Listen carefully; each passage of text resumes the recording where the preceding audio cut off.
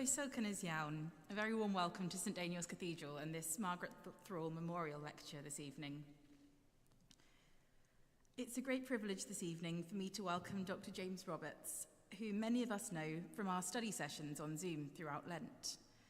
It was wonderful to be joined in those sessions by people from our cathedral community, but also from further afield.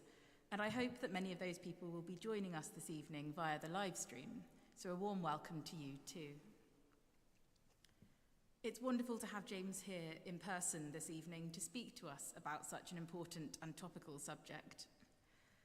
James is Interim Assistant Director at the Council of Christians and Jews.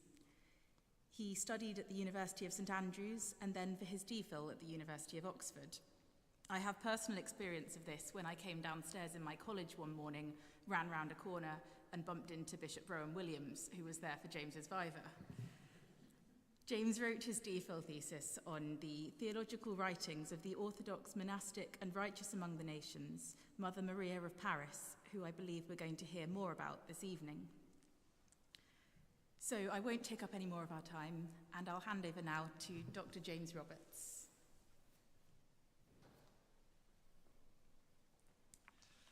Thank you very much, Josie, and thank you all for this really kind invitation to be here. It's lovely to be here in person, and I recognise some faces from the Zoom screen. I'm much taller in real life than I am on Zoom, so lovely to see you, and I look forward to meeting people in person afterwards, and look forward to connecting with people online perhaps as well at another occasion. It's a great privilege to be invited to give this lecture, and it's a great honour to be here. So thank you very much to the Cathedral for inviting me. As Josie introduced, I work for the Council of Christians and Jews, CCJ. And CCJ is the nation's leading forum for Christian-Jewish dialogue. And I've been involved in CCJ for a number of years. I was a student leader before I was an employee, and I basically hung around long enough to get a job. It's been a real privilege to be on a journey of discovery about Christian-Jewish relations over the last few years. It's a subject which increasingly inspires and challenges me, but to a certain extent it's quite an unusual subject. Christian-Jewish relations are not always studied deeply at universities or in theological colleges, or necessarily preached about in the pulpit. But this relationship is so important. It's at the heart of our own faith as Christians, and understanding the complexity of this interfaith relationship is not just a challenge, but in my experience, it's a great joy. This evening I'm going to be speaking as a Christian and as an Anglican, so I feel very at home here after having done Evensong. So the reflections that I'm going to be sharing are from a Christian perspective. So I'm not going to be speaking about or for Judaism, but just from my own tradition. And before I do begin, I want to just acknowledge that this is a difficult time for interfaith relations and Christian-Jewish relations as well, as the war with Israel and Hamas continues. We continue to pray for an end to the violence, for the protection of all innocent lives, the return of the hostages, and a path towards peace for everyone, Israelis and Palestinians. So tonight I'm going to be exploring a term which was used by Walter Cardinal Kasper to mark the 37th anniversary of the Second Vatican Council in 1965. I'll speak a little bit about Vatican II in a moment, but on this anniversary, Cardinal Kasper described the relationship between Christians and Jews as a sacrament of otherness, a sacrament of otherness. This short phrase, only 3 words, is full of theological weight for us to unpick. I'd like us to think about how Christians relate to Jews and Judaism as other, as different to Christianity. And I'll be thinking about how this otherness might be viewed positively as something which Christians need to grapple with, to discern, and to navigate. And I'm going to suggest that discerning this relationship may not only help us to grow closer to God, but also to understand more deeply what it means to be human persons made in God's image. As I mentioned, it was a real pleasure to join this cathedral and the diocese on the Lent course, which CCJ collaborated on. With my colleague, Abigail Simmons-Roston, we introduced Judaism and some of the key areas for Christian engagement with Christian-Jewish relations. And a central component of the Lent course was understanding and addressing Christian anti-Judaism. And this was a very appropriate subject for the penitential season of Lent. Before we think about the sacrament of otherness and how otherness can be seen positively, I think it's helpful for us to remind ourselves, a reminder for those who are at the Lent course, of the negative ways that Christianity has othered Judaism. As we explored, Christian anti-Judaism has a very long and shameful history. It laid the foundation for so many anti-Jewish and anti-Semitic tropes and conspiracy theories, from deicide and blood libels to socio-political discrimination. Christian anti-Judaism has ancient roots. In the scripture of the New Testament, we can see a polemic emerging between Christianity and Judaism as what's known as the parting of the ways begins, and two distinct religions develop in Christianity and Judaism. And some of the strongest Christian-Jewish polemic in the New Testament has fueled anti-Jewish biblical interpretation. We can think of some of the difficult texts here, like Paul's letters, where he characterizes the law perhaps in opposition to the gospel, and difficult passages in John's gospel, where sweeping references to the Jews suggest that they are the enemies of Christ. The passion narratives, which we will have heard in church just a few weeks ago, recalling Christ's death, are at the root of so much anti-Jewish interpretation in Christian theology. And inspired by these texts, Christianity has consistently gone wrong by placing the blame for Christ's crucifixion not on the Romans, or indeed on Christ's willing sacrifice, but on the Jewish people.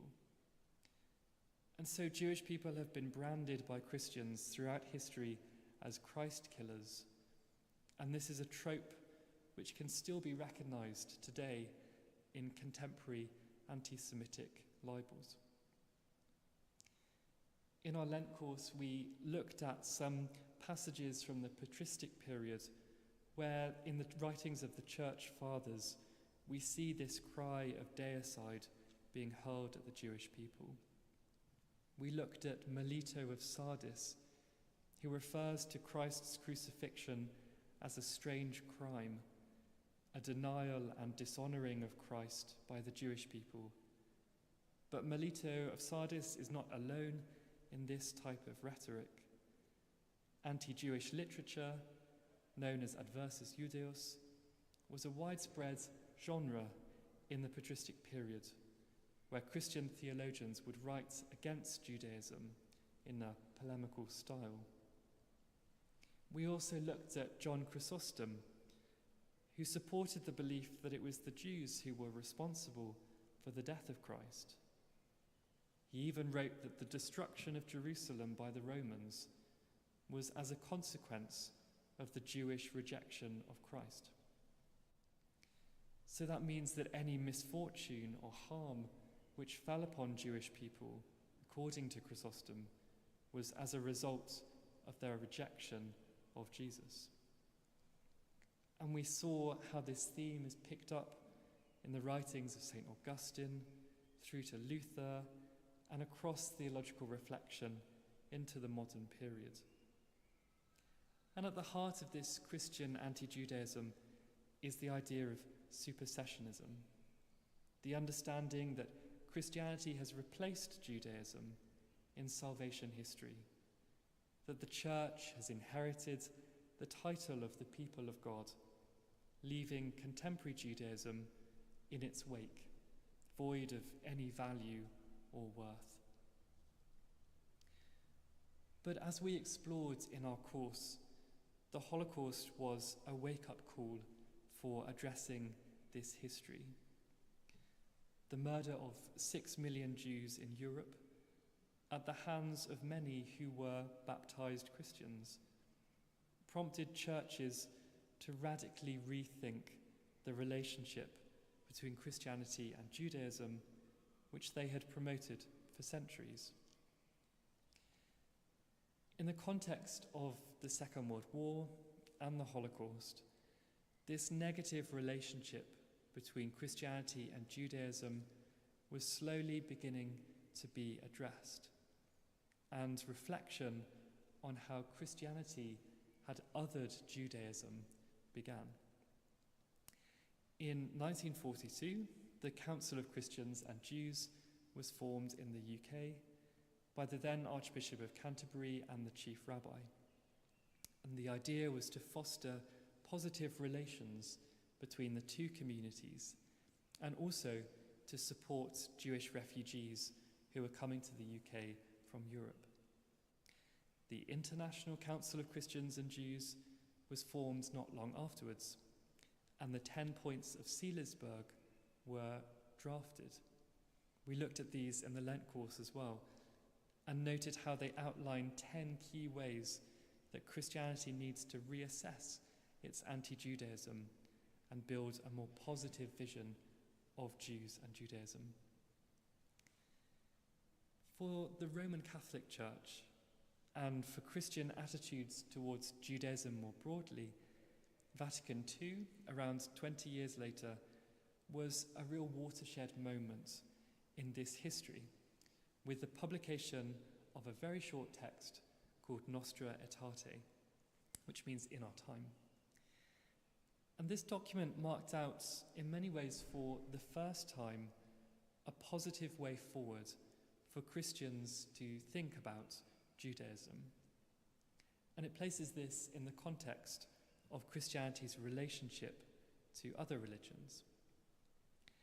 It acknowledges Christian anti-Judaism and calls out any form of hostility towards Jews. It says, "Moved not by political reasons, but by the gospel's spiritual love, the synod decries hatred, persecutions, displays of anti-Semitism directed against Jews at any time and by anyone." Drawing on Paul's letter to the Romans, it moves beyond what has been known as the teaching of contempt and this negative othering of Judaism to suggest that contemporary Jewish life still contains the promises of God. It says, "The Church keeps ever in mind the words of the apostle about his kinsmen. Theirs is the sonship and the glory and the covenants and the law and the worship and the promises. Theirs are the fathers, and from them is the Christ according to the flesh." That's quoting Romans 9:4-5. It continues, "God holds the Jews most dear for the sake of their fathers. He does not repent of the gifts he makes or of the calls he issues. Such is the witness of the apostle." And since these words in the 1960s, an enormous amount of work has been done to build upon this affirmation. As well as looking at our scriptures, rereading them in a new light, theology has taken new steps too. Christian theologians have begun to reassess doctrine to present a more positive and fruitful relationship between Christianity and Judaism. As we heard in the last session in our Lent course, theologians in the latter half of the 20th century began to talk about a two-covenant model. And in short, this is the notion that the covenant with the people of Israel, with the Jewish people, is not superseded by the covenant inaugurated with all people through the death and resurrection of Christ. Rather, the two covenants run side by side like parallel railway tracks. And in this model, contemporary Judaism remains untouched by the developments of Christianity. Both are equally valid ways of approaching God. There are all sorts of variations on this understanding of covenant. Some understandings want to add conditions to this claim, and others highlight the mystery of the newness of Christ's covenant. Sometimes this is difficult for Christians to grapple with as we try and navigate the particularities of the gospel. What is it that Christ brings to us which is new and different? And how do we hold that together with an expansive theological vision which seeks to hold on to the spiritual value and the worth of Judaism? However we may understand covenants, and we could unpick that for a long time, behind these interpretations is a clear theological task for us. This task is to discern if and how Judaism as other can be viewed positively within salvation history, to use a Christian term. How do we view Judaism as other positively? One potential way forward, which resonates with and helps to frame our discussion of the sacrament of otherness, is the notion of covenant with Jews and Christians as ultimately a mystery. Concluding that something is a mystery can often be used as a very helpful theological get-out clause. But I think there is some innate value in this position. In the past, in the context of Christian anti-Judaism, the mystery of Christian-Jewish relations has been seen as a problem. The French Catholic philosopher Jacques Maritain suggests that mysteries aren't problems that need to be solved. For Maritain, this applies to the mystery of Israel, and he uses Israel here to refer to the Jewish people, not to the modern state of Israel. A problem for Maritain is something which is out of kilter, something which isn't rationally disposed. It's something which needs a solution. Christianity's relationship with Judaism isn't a problem which has a clear-cut solution or resolution. In fact, it's a mystery, and this mystery might invite us into wonder, and that's not necessarily a bad thing. Michael Novak, writing on Jacques Maritain, reflects that the unknown quality of mystery may invite Christians and Jews alike to come together in a shared love of God. He wrote, "The world, then, needs more faithful Jews and more faithful Christians, not fewer of either. And the faithful ones not only know that they need each other, in one another they often recognize, without knowing how or why, the presence of the same God they both love, and by whom they know themselves to be loved forevermore.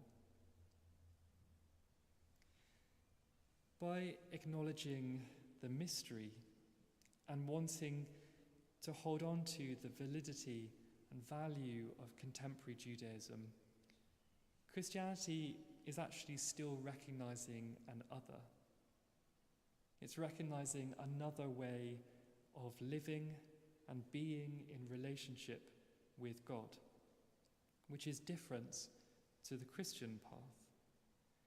But by placing this otherness in the context of a mystery, which may point us to the love of God, we're dramatically transforming our starting point for Christian attitudes towards Jews and Judaism.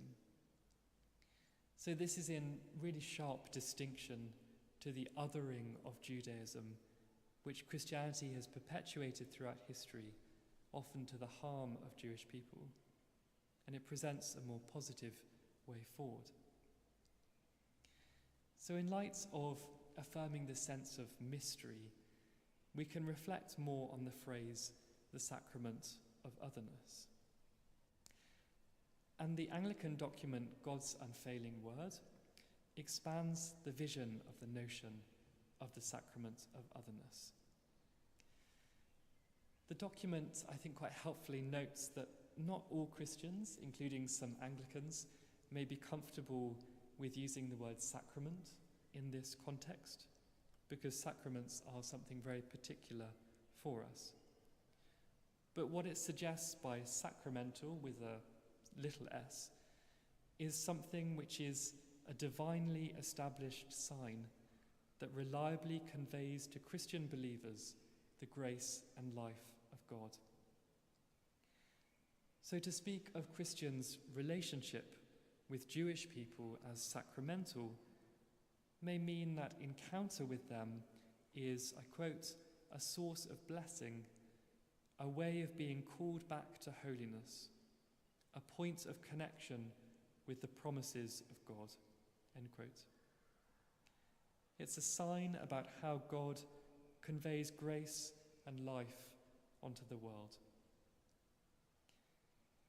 It's a sign that we're encountering in the embodied reality of Christians and Jews encountering one another as people coming together face to face.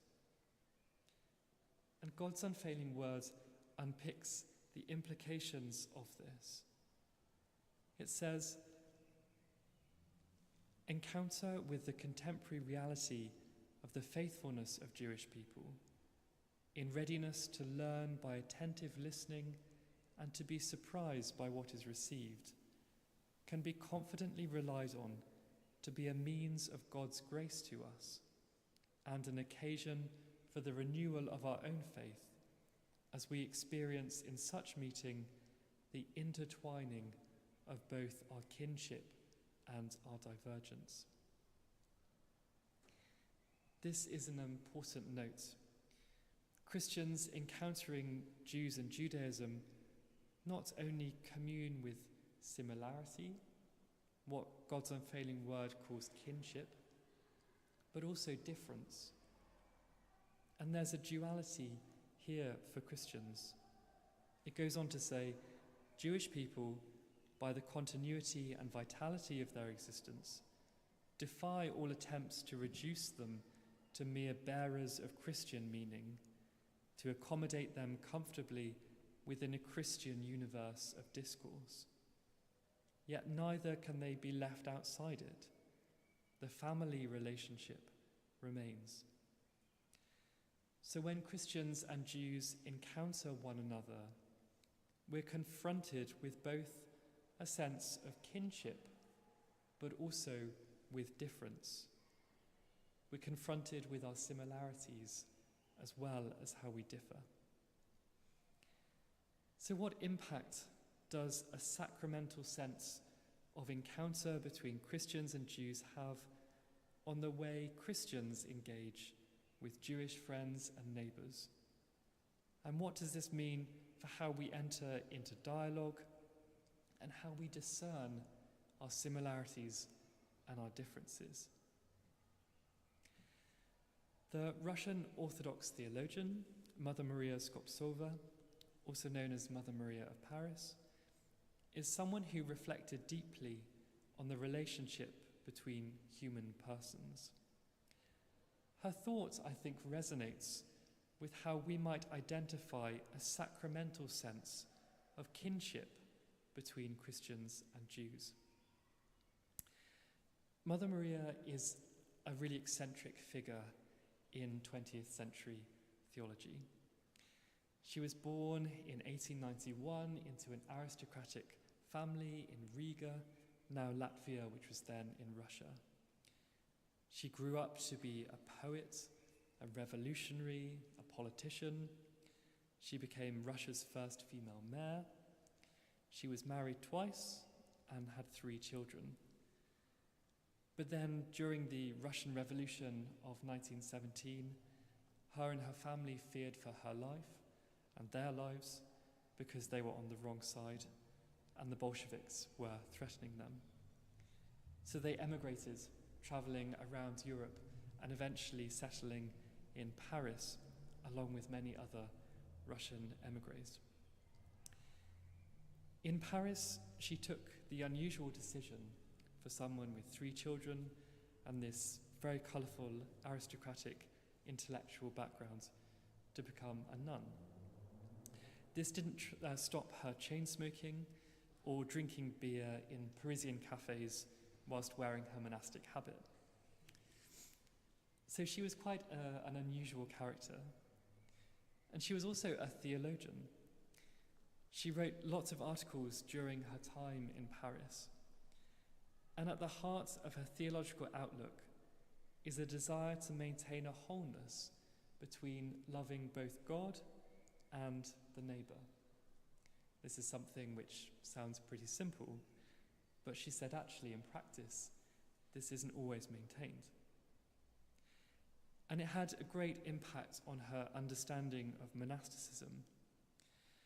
For her, monasticism shouldn't be cloistered in a sense that it's separated from the world and all its pain and its hardship, what she describes as the world's scabs and sores. On the contrary, the monastic life, which is defined by poverty, obedience, and chastity, should be oriented towards complete self-sacrificial service to loving both God and the neighbour.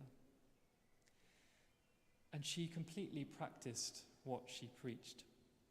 She housed the homeless, she fed the hungry, cared for the elderly, and supported her fellow Russian emigres in Paris, for whom life was extremely difficult. She did this with her characteristic flair and eccentricities. She would go to a local market near where she lived with an enormous wheelbarrow, and every morning she would collect the rotten fruit or vegetables which were just turning for as cheaply or as free as she could get.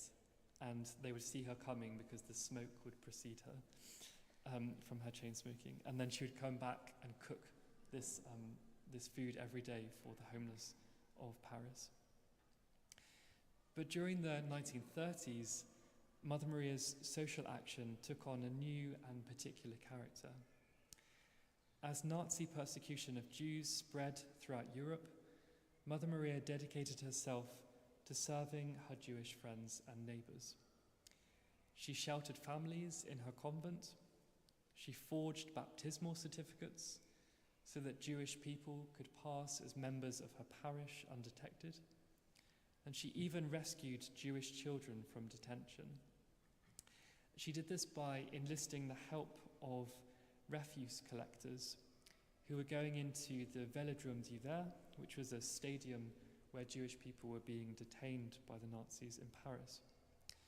Mother Maria befriended the bin men who were going in and out and arranged for them to smuggle out children in their empty bins. And she didn't hide this activity. She was very openly critical of the Nazi persecution of Jewish people. And her words, as well as her actions, speak loudly about a positive vision for Christian-Jewish relations, which was in many ways well ahead of its time.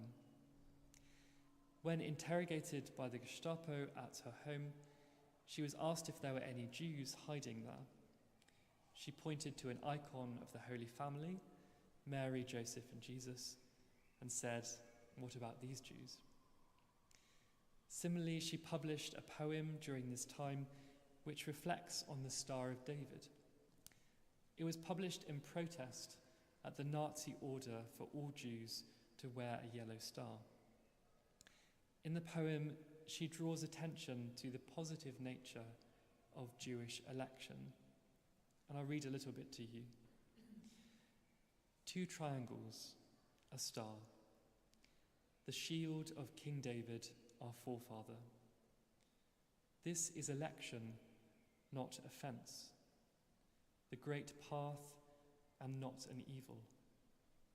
Once more in a term fulfilled, once more roars the trumpet of the end, and the fate of a great people once more is by the prophet proclaimed. Thou art persecuted again, O Israel, but what can human malice mean to thee, who have heard the thunder from Sinai? As a result of this extraordinary bravery and resistance, Mother Maria was arrested and deported, eventually ending up at Ravensbrück concentration camp. And it was here that she was murdered in 1945 in a gas chamber. It was mere days before the camp was liberated, as the war had come to an end. Unverified accounts suggest that she may even have taken someone else's place, who was overcome, understandably, by fear. We're not quite sure if this is true or not. We don't have a way of verifying it, but it would be completely characteristic for someone who dedicated her life to love and service. Mother Maria didn't write directly about Judaism, but one of her core theological concepts was what she called the mysticism of human communion. And it seems to me that there's some correlation between our reflections on the sacrament of otherness and Mother Maria's understanding of human communion. The way in which Mother Maria maintains a theological balance between loving both God and loving the neighbour is by emphasising the potential for encounter with God in and through encountering our neighbours. All human persons are made in the image of God. So in this way, they are icons of God. So communing with the inner life of a human being holds the potential for an encounter with the divine, who is the prototype of all human personality. To explain this, she writes, "In turning his or her spiritual world toward the spiritual world of another, a person encounters the terrible, inspiring mystery of the authentic knowledge of God. Because what he or she encounters is not flesh and blood, not feelings and moods, but the authentic image of God in the person, the very incarnate icon of God in the world, a glimmer of the mystery of the incarnation and God-manhood." End quote. By engaging with the other, a person not only encounters the people with whom Christ identifies, but also the image of God in the human person. For Mother Maria, this reveals to us the mystery of the incarnation, what she refers to as God-manhood, combining both the divine and the human. So for Mother Maria, communing with the other is a way of communing with the divine. She does note, though, that this is obscured by the fallenness of our human condition and the clouding of God's image in us through our own sinful failings. So authentic and real human communion also requires a level of shared ascetic practice where we as a community grapple with the clouding of this image, like Jacob wrestling with the angel. But for our purposes in exploring the sacrament of otherness, Skopsova's affirmation that human communion has a mystical quality builds on a positive vision of Christians and Jews encountering one another as persons made in God's image.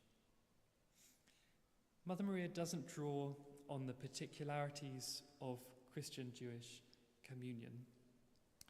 Her writings are still being uncovered and archives are still being worked through, so perhaps one day we'll find an article where she does. But her notion of the mysticism of human communion is rooted heavily in the incarnation and the specific person of Christ. So that does raise questions about who Christ is for Christians and Jews. But there are certainly resonances here with an understanding that communing with the inner life of Jewish people would be, in the language of God's unfailing word, a point of contact with the promises and faithfulness of God, a glimpse or glimmer, perhaps, of the complexities of God's covenantal relationship with his people.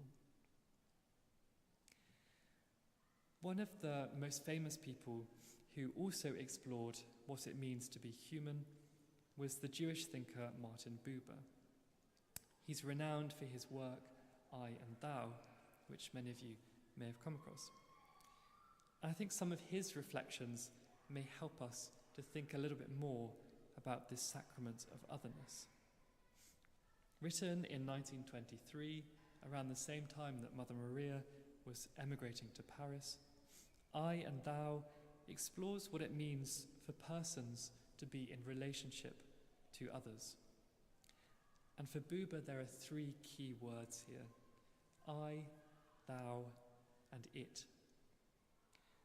There are two worlds which we can inhabit. There's the I-thou world and the I-it world. The I-thou world is where we recognize an other as thou. If I recognize a thou, this means that there's a relationship between us. And I think it's notable that the English translation of this work uses thou rather than you, as this is more familiar and less formal traditionally. But when a subject, in contrast, an I, encounters an it rather than a thou, then it has made the other being a thing or an object. It has objectified it. This other thing is not in relationship with the subject. It's been reduced to an object. It's impersonal and one-sided. For Buber, the archetypal relationship is the I-thou relationship between humanity and God, a dialectic or a dialogue between two subjects. God is the eternal thou and the source of all our relationships. Mother Maria's affirmation of the image of God in all people, I think, resonates with Buber's concept of true, authentic relations between people being an I-thou relationship. And importantly, Buber reminds us that a thou should not be reduced to an it. Authentic communion can only be achieved when the I recognizes a thou. This is something which is picked up also by one of Mother Maria's close friends, the Russian philosopher Nikolai Berdyaev, who notes that when an I encounters a thou, this holds the potential for engagement with another person's spiritual life, and thus communion. For thinking about Christian-Jewish relations, this warns Christians, I think, against the objectifying of Jews and Judaism. I've spoken quite a lot about Christian anti-Judaism, but there are other ways in which we might also objectify and other Jews and Judaism. If we don't recognize Jews as free agents, Christians can place our own Christian frameworks and our own meaning onto them. Even philo-Semitism can be dangerous in this sense, if we don't allow Jews to be a thou, to be the bearers of their own meaning and identity, which may sometimes contradict our own. And I'm conscious that this notion of the sacrament of otherness may verge into this territory. So we need to be vigilant against theologically objectifying Jews and Judaism for our own ends as Christians. What we might draw from this, using Mother Maria and Buber, is an affirmation of the mystical, sacramental communion between Christians and Jews as persons made in the image of God, sharing in the mystery of covenantal relationships. For Christians, seeing Jews as other, as distinct from the Christian tradition, can still lead into a recognition of our kinship and family relationship. So this now leads us to thinking about how Christians can grapple with difference as well as kinship. Is there a way that we can positively engage with difference which doesn't other or objectify Jews? Returning to Mother Maria very quickly might help us to think about this some more. Mother Maria wrote on several occasions about birth and motherhood. As a mother herself, the death of her youngest daughter had a profound impact on her theological outlook, and some people have suggested that this actually prompted her own monastic vocation because she desired to become a mother to all people. And she uses an analogy which might be helpful for us here about freedom and birth. When a child is born, she writes, the child shares an essence with its mother, being made of the same flesh and blood as its parents. The child possesses a new personality, though. To describe this, Mother Maria uses the theological word hypostasis, which is normally applied to the persons of the Trinity. So the parents share this essence with their child. They're of their own flesh and blood. But a new personality, a new hypostasis has been created, which is new and different. So the personality of this child, which has come from its parents, isn't the same as that of its parents. And this means that there's difference here, which needs to be navigated. The two people need to learn about one another, to discern how their relationship works. But at the heart of this is a shared essence which still connects the two persons together in some form. Mother Maria calls this godmotherhood, not godmanhood, but godmotherhood, reflecting on this shared essence between a parent and a child, which, despite freedom and differences of two distinct personalities, allows for a connection between two subjects which is rooted in essence. It means that they are bound up with one another's fate in some way. That might be for better or for worse. But positively, she thought this was exemplified by Mary, the Mother of God, who co-suffers with her son. Mary can't dictate her son's future because he is a free, new person. He has his own personality. but she continues to feel his pain and to be wrapped up in his life. They share this essence of a sort. And we read in Scripture how a sword pierces her heart at Christ's death. Mother Maria sees this model of Mary as a way of social engagement. If all people recognized our shared essence as humans, if we were all wrapped up in the fate of our neighbours, as Mary was wrapped up in the fate of her son, then imagine the levels of compassion that we would feel for one another. And perhaps this isn't too dissimilar from our thinking about the sacrament of otherness. Christians and Jews are human persons made in the image of God. We share an essence in our embodied existences, but we remain free and distinct persons. We have our own approaches towards God, as revealed to us by God and through Scriptures. And navigating this complexity is at the heart of how we might positively understand difference. I think for me, one takeaway from this is humility. For Christians confronted with the mystery of difference found in Judaism should surely prompt us to reflect on our limited knowledge of the workings of God. God's ways are not our ways, and the complexities about how we navigate God's revelation to his people need to be approached with humble service and reverence. As Christians, I think we can all too often put God in a box, and we sometimes make statements as if we're the divine mouthpiece in the world, before stopping to reflect on the limitations of our apprehension of eternity and the divine who is above and beyond all human comprehension.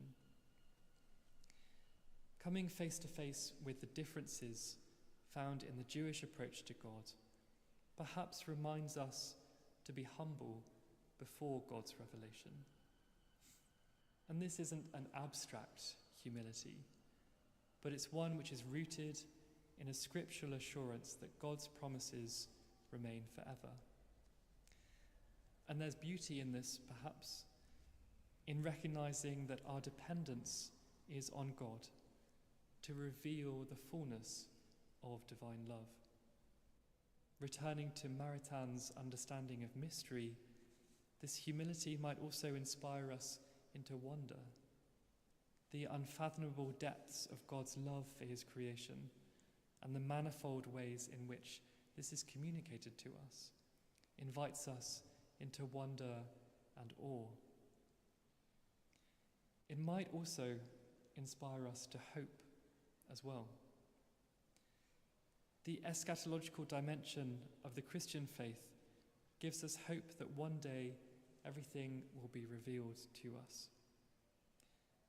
We don't just hope for a day when the fullness of God's love for us is vividly apparent, but we also hope that our differences as human beings are dissipated into the unfading light of unity.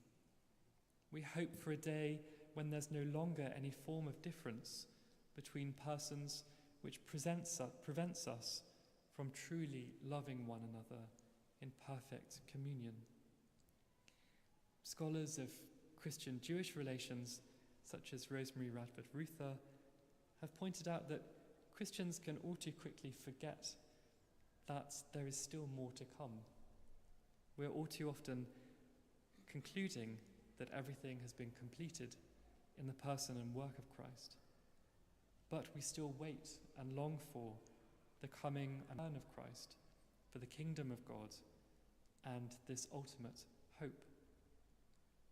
So we hold on to this hope as we confront and grapple with our differences as Christians and Jews in the context of humility and wonder. So a few thoughts to wrap up. For too long, Christianity has regarded the otherness of Jews and Judaism as a problem to be solved. This problem solving was rooted in a supersessionist approach to Judaism, with a belief firmly established in Christian teaching that Christianity has replaced Judaism. But in the last 80 years, we've seen a dramatic shift in this thinking and a growing recognition of the depths of the mystery of this relationship. The sacrament of Otherness, as presented by Cardinal Casper in God's Unfailing Words and sketched out a little bit more here, presents, I think, a radical new way of understanding similarity and difference.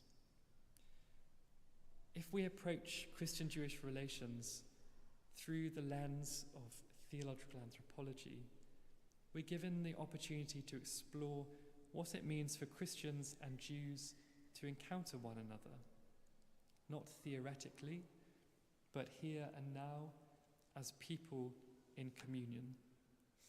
And this encounter holds the potential for mysterious and mystical encounter, not only with one another, but also, we hope, with God.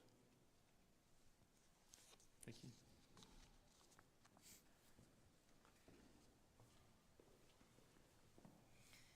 Thank you so much, James. Thank you for making us think more deeply about our relationship as Christians with Jews, the problems of the past, our sins, and how we think about that. How, as you said, this is so timely, so that we can think better of our relationships currently and in the future.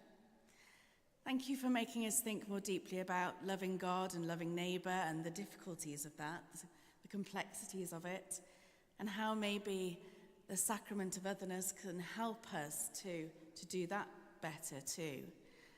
And thank you for introducing me especially, and maybe others, to Mother Maria, who sounds such a fantastic human being, and I want to know far more about her. I'm sure James's talk has raised so many questions in you. So please do take a chance to partake of some drinks at the back of the cathedral, and you'll have time to ask James some of those questions. But for now, thank you so much, James, for a wonderful lecture tonight.